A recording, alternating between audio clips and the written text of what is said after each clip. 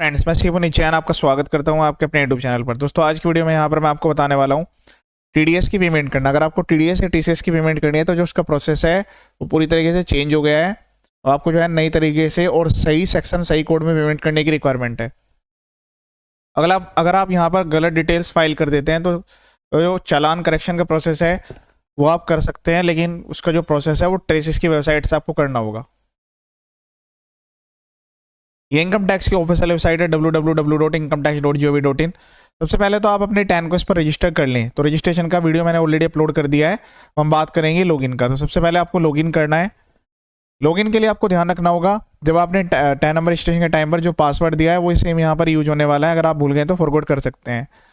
Login के बिना भी टीडीएस की पेमेंट हो सकती है, टीसीएस की पेमेंट हो सकती है, लेकिन उसमें अगर चालान आपका अपडेट नहीं होता है, कनेक्शन ब्रेक हो जाता है या बैंक के सर्वर में कोई प्रॉब्लम है तो आपकी जो पेमेंट है वो तो डिडक्ट हो जाएगी, लेकिन उसके बाद जो है आप चालान जनरेट नहीं कर पाएंगे। तो बेटर है कि इसको लॉगिन आईडी के थ्रू ही प्रोसीड करें। मोबाइल से भी भर सकते हैं या फिर लैपटॉप डेस्कटॉप से भी आप इसको फाइल कर सकते हैं।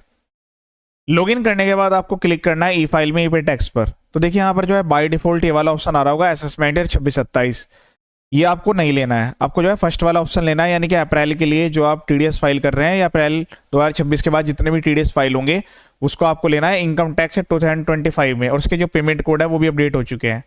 हम पहले ही सेलेक्ट करेंगे, दैन उसके बाद कंटिन्यू पर क्लिक करना है। क्लिक करने के बाद यहाँ आपको न्यू पेमेंट का ऑप्शन मिलेगा, इस पर जाना है।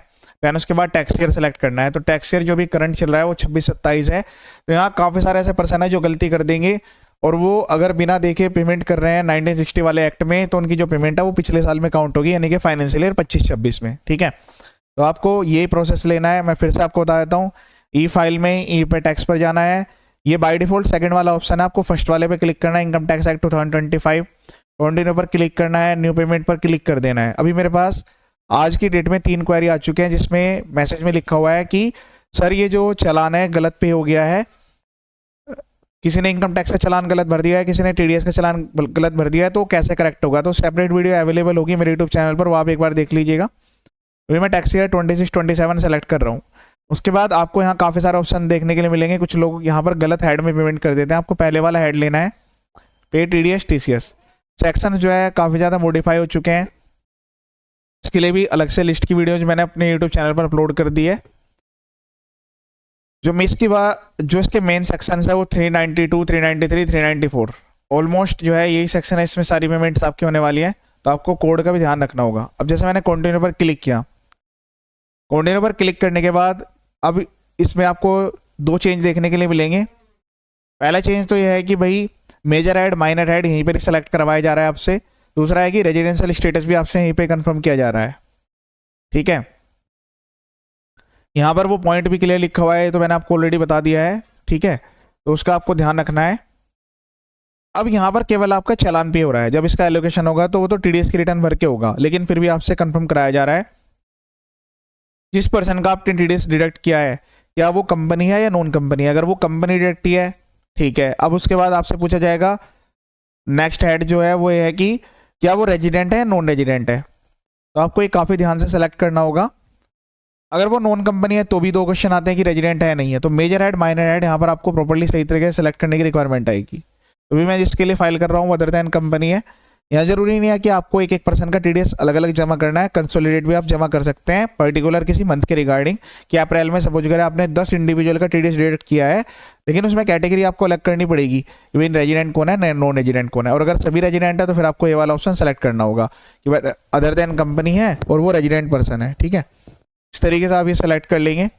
करने के बाद कंटिन्यू पर क्लिक करना है। जो भी एप्लीकेबल ऑप्शन है वो आपको अपने अकॉर्डिंग लेना होगा। कंटिन्यू पर क्लिक करने के बाद अब आपको डिस्क्रिप्शन ऐड करने होंगे। तो यहाँ पर अलग अलग कोड्स प्रोवाइड किए गए हैं और इनके साथ जो है डिस्क्रिप्शन भी साथ के साथ ही लिख दिया गया है। ठीक है, तो लेकिन अगर आपको समझने में प्रॉब्लम आ रही है तो मैंने इसके लिए एक सेपरेट वीडियो बनाया हुआ है अपने यूट्यूब चैनल पर, वो एक बार देख लीजिएगा, उससे आपको काफ़ी आसानी होगी। तो उसमें क्या है कि कंपेरिजन चार्ट प्रोवाइड किया गया है कि भाई किस में क्या सेलेक्ट करना है। वैसे आप जो है यहाँ से भी सर्च कर सकते हैं, लेकिन इसमें प्रॉब्लम ये है कि कॉन्ट्रैक्टर के केस में भी सारी कैटेगरी है, 2 अलग अलग कैटेगरीज है। तो उसके आपको कोड ध्यान रखने होंगे कि आप जो है किस कोड में जमा कर रहे हैं। गलत में आपको जमा नहीं करना है, सही कोड में आपको जमा करना है। ठीक है ना, तो ये जो प्रोविजंस हैं 393 के, ये सीरियल नंबर और टेबल वाइज दिया गया, तो टेबल जो इसकी 1 है उसके सीरियल नंबर 6 के पार्ट ए, इस तरीके से आपको ये चेक करना होगा, ठीक है ना। तो वैसे आपको आइडेंटिफाई यहाँ से भी हो जाएगा, जैसे रेंट में भी 3 अलग अलग केसेस है, तो उसके लिए प्रॉपर कोड आपको देखने होंगे, वो मैं आपको बताता हूँ कहाँ से आपको देखने हैं। इसके लिए इनकम टैक्स इंडिया की ऑफिशियल वेबसाइट है, ऑफिशियल वेबसाइट incometaxindia.gov.in, इस पर आपको आना है। आने के बाद यहाँ पर आप क्लिक करेंगे, जैसे इस पर आप क्लिक करेंगे, क्लिक करने के बाद यहाँ से आपको जो है एक्ट मिलेगा, इनकम टैक्स एक्ट 2025। अब जैसे मैंने आपको बताया इसमें एक यूटिलिटी प्रोवाइड की गई, utility to check the provisions, इस पर क्लिक करेंगे। क्लिक करने के बाद यहाँ पर आपको सेलेक्ट करने होगा सेक्शन 393, तो इनकम टैक्स एक्ट 2025 यहाँ से सेलेक्ट कर लेंगे। ये मैं आपको बिल्कुल सही तरीका बता रहा हूँ जिससे कि आप जो है सही हेड में सही तरीके से पेमेंट कर पाए। तो अदर देन सैलरी के लिए 393 और सैलरी वाले के लिए 392 है। 393 मैंने सेलेक्ट कर लिया है। उसके बाद यहाँ पर ही ऑप्शन मिलेगा टैक्स टू बी डिडक्टेड, इस पर आप क्लिक कर लेंगे तो पूरा का पूरा चार्ट आ जाएगा आपके सामने। मैंने वैसे सेक्शन वाइज भी अलग अलग वीडियोज अपलोड किए थे, वो आपको देखने के लिए मिलेगा। अब जैसे मैं यहाँ पर अगर सपोज करे जो ये मेरा हेड है, अगर मैं इसमें कमीशन यहाँ पर सेलेक्ट कर लेता हूँ तो कमीशन के 2 पॉइंट आते हैं, पहला और दूसरा। ये इसका कोड है 1005, 1006। तो ये कौन से कमीशन को कवर कर रहा है, ठीक है ना। तो इसके लिए यहाँ पर आपको इस यूटिलिटी से मिल जाएगा। तो ये वाला तो स्पेसिफाइड पर्सन के लिए है और ये वाला जो है अदर देन स्पेसिफाइड पर्सन के लिए है। कमीशन के केस में 2 अलग अलग पॉइंट है, तो दोनों के इन्होंने कंबाइंड कर दिया। जैसे रेंट के भी काफ़ी सारे पॉइंट्स होते थे, तो उनको भी इन्होंने कंबाइंड कर दिया है, ठीक है। तो कोई भी पर्सन जो कि any income by way of remuneration, reward, whether by way of commission और अदरवाइज फॉर सोलिसिटिंग और procuring the insurance business including business related to the continuous. तो ये तो इंश्योरेंस वाले केस में हो गया भाई, थ्रेशोल्ड लिमिट तो 20,000 ही है, लेकिन यहाँ पर जो है स्पेसिफाइड रेट से कटेगा टीडीएस एनी पर्सन, ठीक है ना। तो जो पहले वाला ऑप्शन है जिसमें दिया गया है टेबल 1 सीरियल नंबर 1 का पार्ट 1, तो ये उसके लिए, बाकी अदर्स के लिए। तो आपके केस में अदर होगा अगर आप जैसे किसी पर्सन को कमीशन देते हैं, क्योंकि 1 में तो जो आपका इंश्योरेंस वाला है वो कवर होता है। तो इस तरीके से कोड सेलेक्ट होंगे। अच्छा, इसमें क्या है कि मल्टीपल कोड भी आप एक साथ सेलेक्ट कर सकते हैं।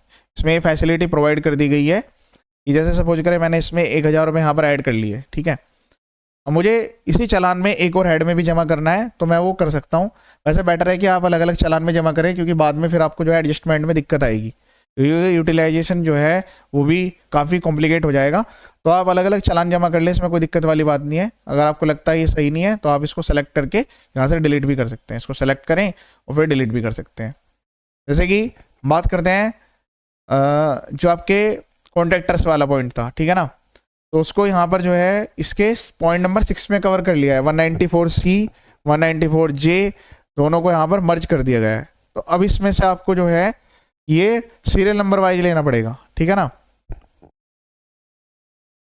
तो इसके लिए भी मैंने सेपरेट वीडियो बनाई हुई है कि कौन से केस में कौन सा टीडीएस आपके लिए एप्लीकेबल रहने वाला है। तो ये वाला पहले वाला पॉइंट तो जनरल सबके लिए है, जो भी डेजिग्नेटेड पर्सन होगा, जैसे कि आप जो है इनकम टैक्स में ऑडिट के लिए लायबल है या किसी अदर एक्ट में ऑडिट के लिए लायबल है, और आप जो है स्पेसिफाइड लिमिट से ज़्यादा की पेमेंट करते हैं कॉन्ट्रैक्टर में, तो 1% जो है इंडिविजुअल और एचयूएफ का टीडीएस डिडक्ट होता है, और अदर देन इंडिविजुअल एचयूएफ का जो है 2% टीडीएस डिडक्ट किया जाता है। इनमें कोई भी बदलाव नहीं किया गया है। इसके अलावा भी एक और लिमिट काम करती है कि जहाँ पर जो है आप कोई भी ऐसी एक्टिविटी कर रहे हैं जो कि कॉन्ट्रैक्ट नेचर की है, या आप जो है प्रोफेशनल फीस दे रहे हैं, या फिर आप कमीशन या फिर इंश्योरेंस दे रहे हैं, और आप एक जो है इंडिविजुअल एचयूएफ पर्सन है और पूरी जो पेमेंट आप कर रहे हैं वो 50 लाख से ज़्यादा की कर रहे हैं, और आप जो है टीडीएस डिडक्ट करने के लिए भी लायबल है, मतलब आपके ऊपर ऑडिट एप्लीकेबल नहीं है। अगर ऑडिट एप्लीकेबल है तो पहले वाले पॉइंट में जाना है, तो आपको जो है 2% से टीडीएस काटना होगा, ठीक है ना। तो ये क्राइटेरिया स्पेसिफाइड किया हुआ है, being any person being an individual HUF other than those जो कि स्पेसिफाइड है 1 में। अब जैसे मैंने कॉन्ट्रैक्टर लिखा था तो उसमें आपको नहीं देखा होगा, वहाँ पर आ रहा था टेबल सीरियल नंबर 6, 1 और 2। मैं आपको फिर से दिखा देता हूं। हम यहां पर सर्च करेंगे